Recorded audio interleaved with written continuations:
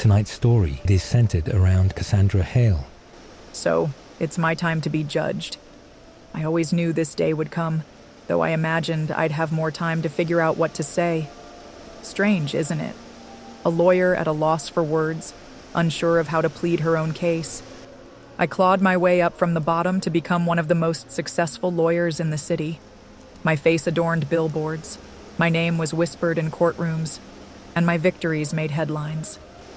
I fought for women who had been beaten down by those who claimed to love them, for children abandoned by the very people who should have protected them, for individuals crushed under the weight of systems designed to keep them powerless.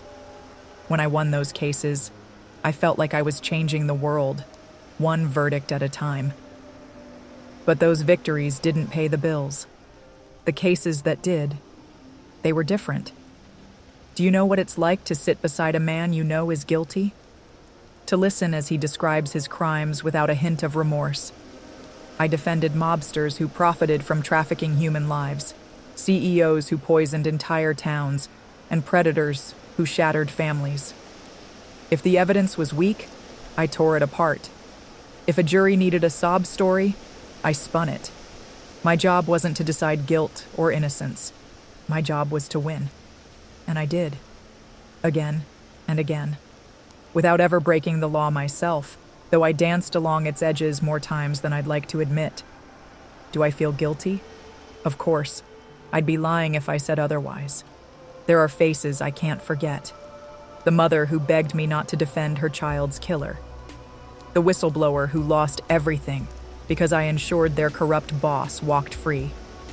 I told myself it wasn't my fault, that I was just doing my job, that someone else would take the case if I didn't. But deep down, I knew better. I hated them, but I represented them. And I admit, the money didn't hurt. With that money, I gave back. I supported my family. I donated to charities, funded scholarships, and built shelters for those in desperate need of a second chance. I even founded a legal clinic to help people who couldn't afford a lawyer. But not all of it was altruistic. I liked being called a philanthropist, a role model.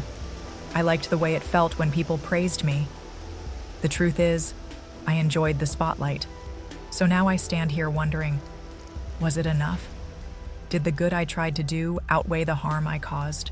So what is your judgment? Should Cassandra Hale be rewarded for the lives she helped improve in her charitable works? Or should she be condemned for defending the indefensible and prioritizing success over morality?